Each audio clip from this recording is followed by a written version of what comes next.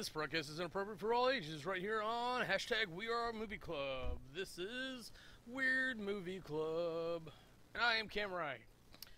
Every Monday, the Weirdlings community gets together, or at least some of us, and good old Birdie does a little MovieSaurus Monday for us. It's about 9 Central, 10 Central. It's late for me, but it actually works out. I can get in bed and watch. I just gotta figure out the best way to make that happen without a old carpal tunnel happening. I'm getting old. It happens. But every week, she either picks one or the community picks one that is a little fuzzy to me. But she's got a schedule that she keeps, and she casts through Rabbit or Rab.it, however you want to say that. We call it Rabbit. And I've been looking and experimenting with that as well. So this product, if I continue on with it, will be stemming off of her broadcasts, or the Weirdlings broadcasts, however you want to say it.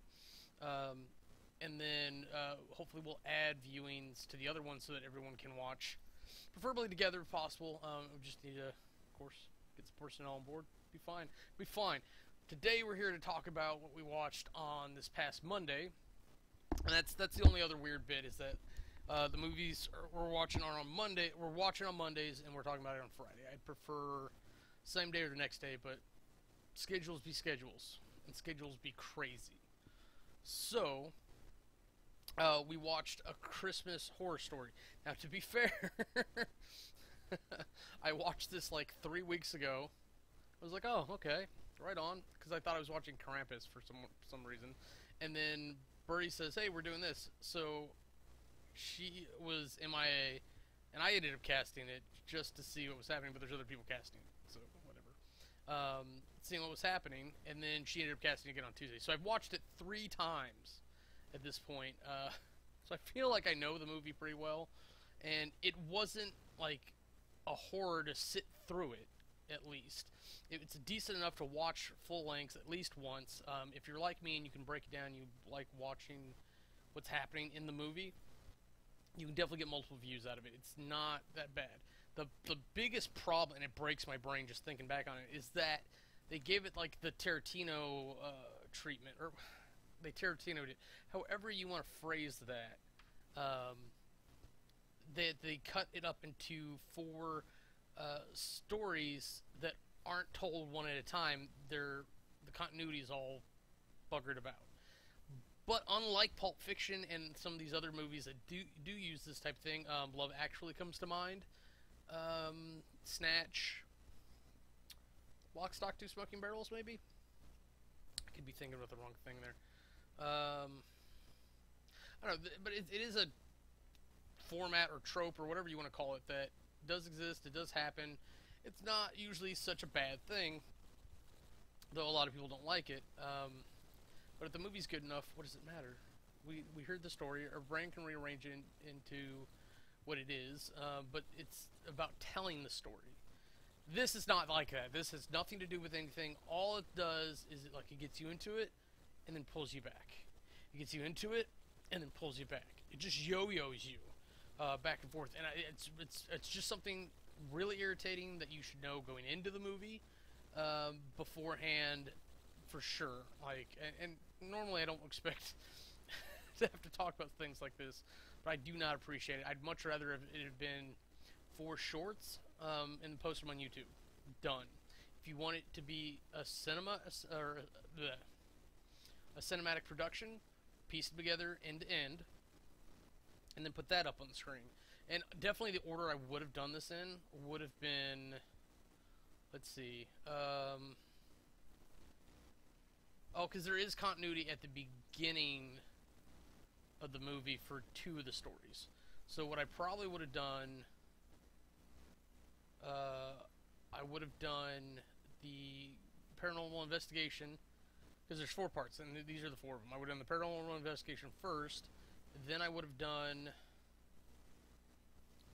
sorry, I'm trying to keep it in order, probably the Changeling one, then Krampus, Sorry, I'm spoiling things left and right here. The the one with the missing kid, the one you know anything about Changeling, that doesn't change anything at all. And then the one with the dysfunctional family, and then the one with Santa Claus as the finale, because that was the finale. It should be the finale. It is the beginning and end of this movie. So William Shatner plays like a radio station host, and he shows up at the very beginning of the movie. And he shows up a couple times in between, and he's constantly talking about this guy Stormin' Norman, and you see him once as Norman, like very briefly at the beginning of the movie, and I moved my compensator. There you go. You can come on camera. I don't care. And you see him very briefly in there, but he's in the whole movie. So the William Shatner storyline is actually like attached to the Santa Claus one, and like it doesn't lend to that very well. You have to pay attention and pick up on it yourself. Especially doesn't lend to the fact that like Norman like infamously puts up this "fuck Christmas" sign on the window of the booth before he goes down to the mall to report the weather, and then he plays the role of Santa. I'm just gonna ruin that right there. So who is the embodiment of Christmas? Who likes Christmas? That loves cheer and joy, and I guess maybe in his head something bad happened with Christmas, and so that would make all these people bad, and so they all become characters in his story. And like so, the point there is that one elf kind of like starts going a little nutty, doesn't want a cookie. I think he calls Mrs. Claus a reindeer fucking whore or something like that. I don't know. It's really colorful. Let's put it that way. So I think she wants this chicken that's over here. I was saving it for later. She wants it now. Here, do you want this? Is that what you want? So kitties make you lose focus. They do. So I don't know. Like I can't talk about these in order. Like it's really because the jumbling makes it throw up. But I do have notes on each of the individual stories because that's how I do it. So we'll talk about the Santa first because I do think that was the most powerful message in the thing because it is supposed to be Santa, the spirit of Christmas. There are several spirits of Christmas, which is also pointed out in this. Krampus, for instance, and Jack Frost. If you've seen any other things. There's probably some minor ones we're missing there that have been thrown together because it is oriented in a pagan holiday, and I think there's been approximations. But like he doesn't look like a jolly old man. Like he doesn't look like a Christmas store Santa. He looks like he's from that time period. He looks like a woodcutter almost in red, if you will. So he looks more like a grumpy old man. His beard's like very short. It's not quite as crazy as mine, but it's together it's about the same length. Okay, getting away from like summarizing the plot a little bit,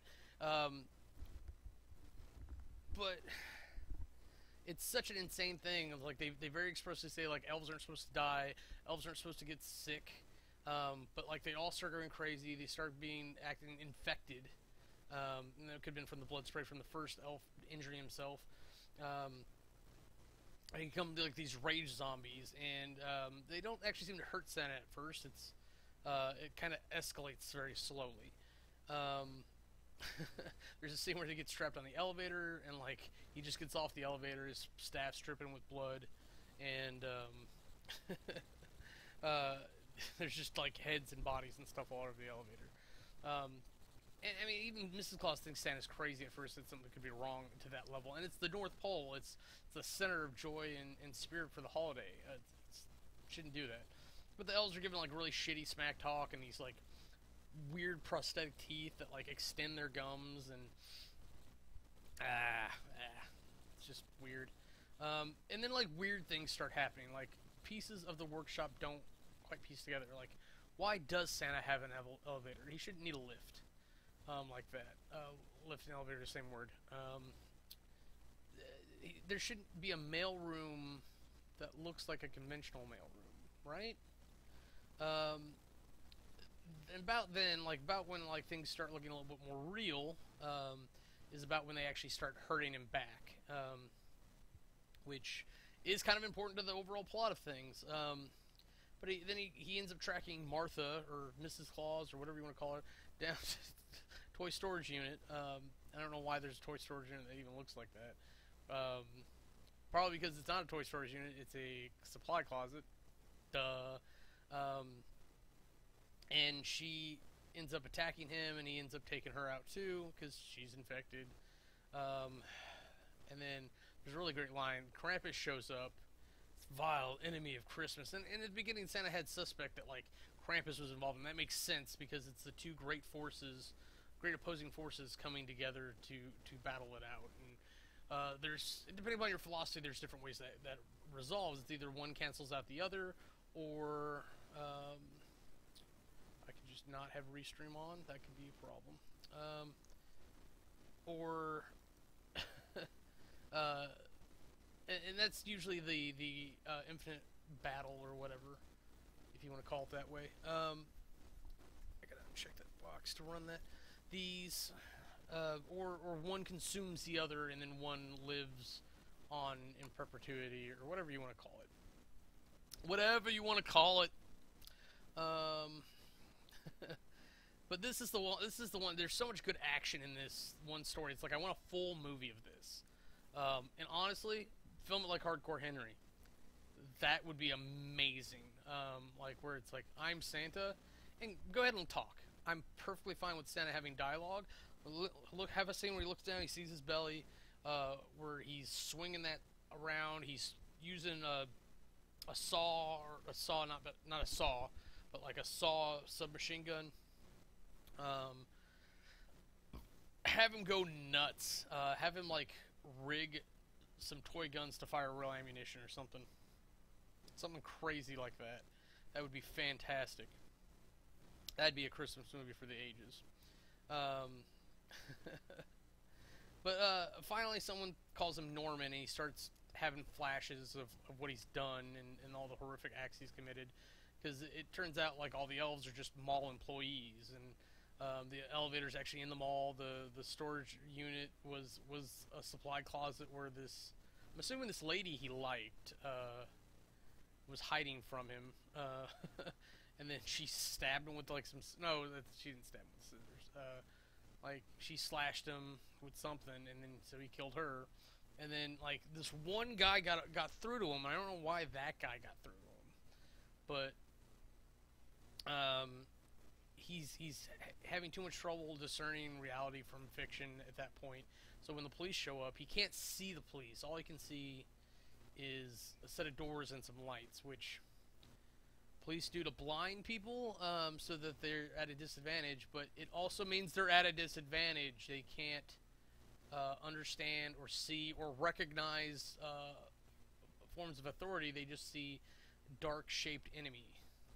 So it's a psychological play there. And then something happens. I think the guy Norman was about to axe tries to get away, and so he sees Krampus about to escape and just reflexes on him. The only part of that really coincided with anything... No, that was something different. I was gonna say like there was a point... Yeah, no, I'm sorry. Yeah, that was the same storyline. He got stabbed in the foot at one point, and there was that. So that was just one of the 4 stories. It's really well done, though. Let's see. What's the weakest one? The least Christmassy one, at least. There's no way Krampus isn't Christmassy. And the Changeling one definitely isn't Christmassy, but it happens at Christmas. But so does this other one. So let's look at those two, and then we'll come back to Krampus. So, oh, man. So the paranormal investigation thing. A bunch of high school kids end up going to the basement of the school because it used to be a not a cloistery. What do you call it? I don't know. It was a convent of sorts. They used to the school used to be a Catholic school or Catholic nunnery. convent, I guess. I don't know. I probably just said that word, but they used to take, apparently, unwed mothers and hide them away in the basement. So, yay for fucked up history. So the nuns would either, and they would administer much needed birth care and everything, because especially back then, you had a very high risk of dying from doing stuff like that. You got a cut, you could get typhoid and die. It was crazy times. So back then, every bit helped. But for whatever reason, there in that same area, there was like some murder that happened. There was some supposed possession. The kids go to investigate this, and there's like a Bible verse scrawled in blood on the wall.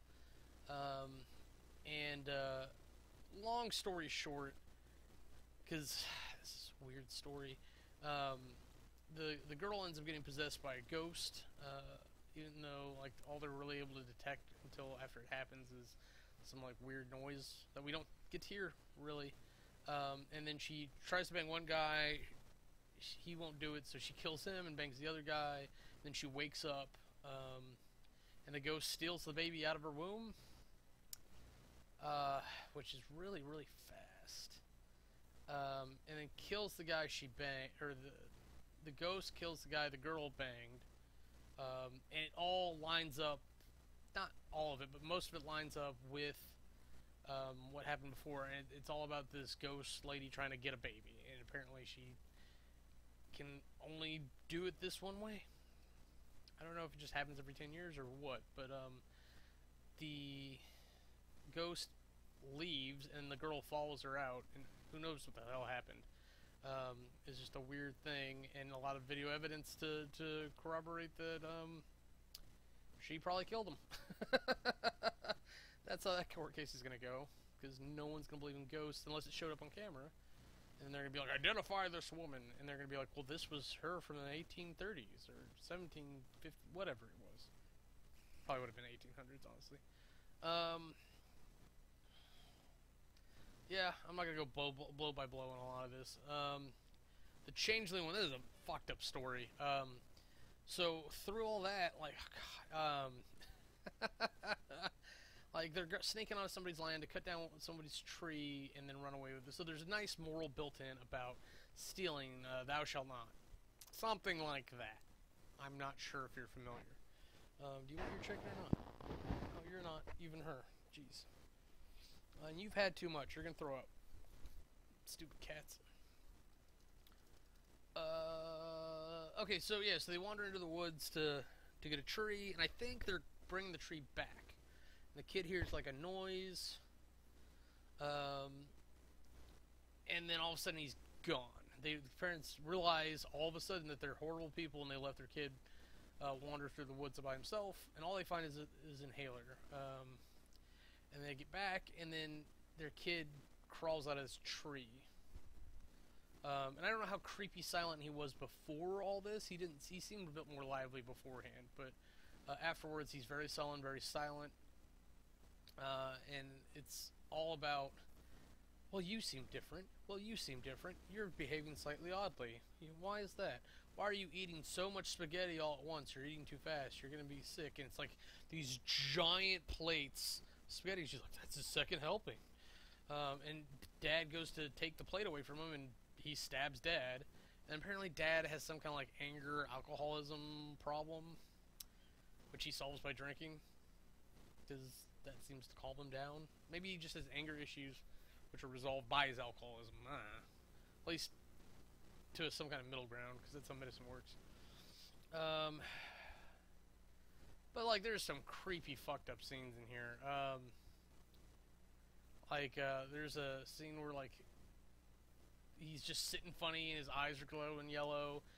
He's just standing around weird spots, listening in or watching people, and then Mom gets mad at Dad, and Dad goes to sleep on the couch, and then Kid,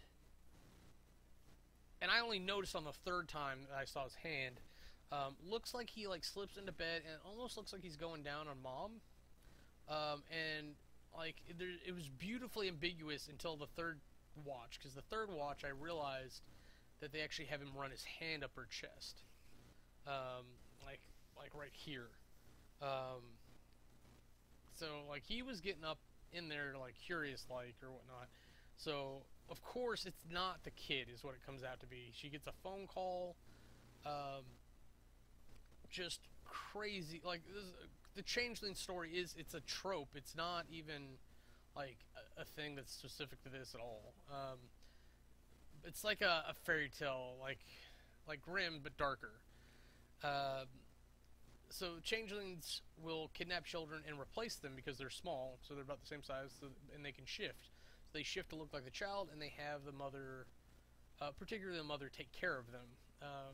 So they get the experiences of being human. They get all these spoiled pleasures that they wouldn't get out in the wild or whatever.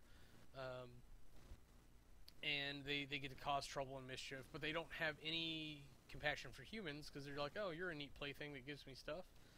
Uh, yeah, so um, she starts piecing that together, and then by the time he's killed Dad already, she gets a bat and beats his ass, and drags him back to the tree. Apparently the caretaker has some kind of bond with these creatures, which we don't get to hear about, because I would have loved to hear more of that story too. Any of these stories would have been longer if they were about, or would have been better if they were just a little longer, about 20 minutes longer each, and they would have been fantastic stories. And just rewrite them a little bit, extend it, put them in, and I would have been super happy with this. I really would have. But she drags it back, and then we actually see that it's a changeling. Like, we actually see its, let's call it its true form. It just doesn't look like the kid anymore, because why should it? It's not going to get anything out of it. It probably takes energy to do that. It's probably why I was eating so much spaghetti. Spaghetti. The...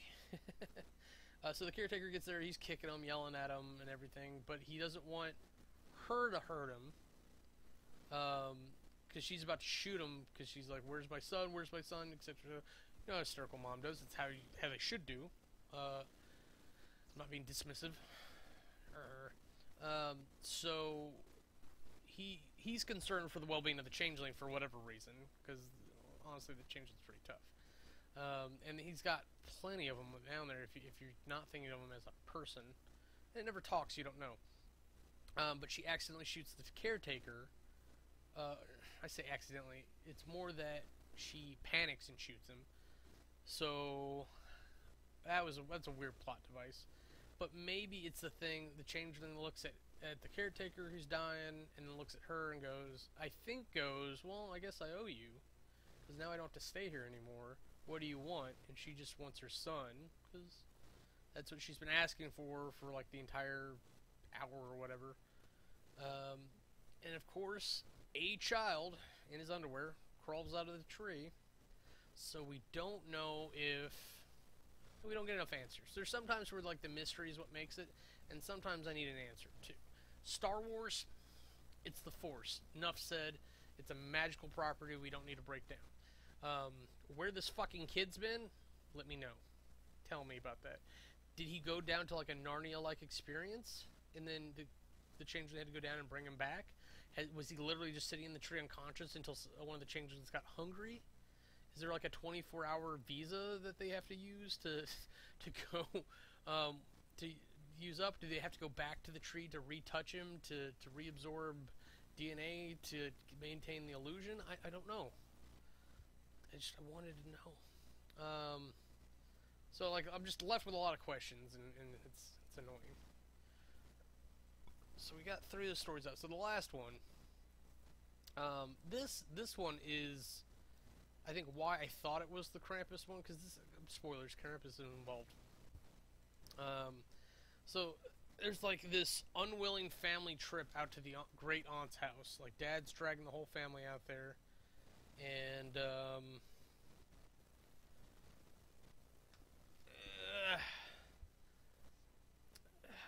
it's typical family drama bullshit. It's oh, I don't want to go. I'm a teenager. Blah, blah, blah, blah. How dare you drag us out here? We could have stayed in the Hamptons. Blah blah blah blah blah. So, and it's a rich waspy family too. So they get to add that kind of fun angle to it. So the whole thing seemed to be that like Dad had actually dragged them up there not to have a nice family vacation, but to angle for money somehow. And then There's a bunch of incidents where the son seems obsessed with Krampus or the idea of Krampus. He's probably well aware of Krampus and everything he's about because it matches up with his creepy little personality. But like daughter steals the lighter, son like knocks his Krampus doll off. Family kind of gets ran out of the house, and then the family gets run off the road. There's like a beast or something that I say beast, something that jumps out in front of the car, and they think it's a person, which I guess both are true. So they start wandering through the woods, and then I still can't really tell what happens. Like, I think, because it looks like Dad got shot, and he even asked, like, am I shot? And it turns out, like, Krampus has, like, this hook that he uses to catch people, and I think that's what happened, but, like, it didn't land right, so it just took a chunk out of him instead of actually, like, dragging him off. And then for whatever stupid reason, the idiot kid goes and grabs the flare and then waves it around. It's like, I got it. And so Krampus is like, well, taking you too. So he gets them. They find like a church for cover. It's supposed to be holy ground, right? So if they hide in the church, they'll be safe till sunrise. Well, Krampus is a Christmas spirit, so I don't think the holy ground aspect really comes into play there.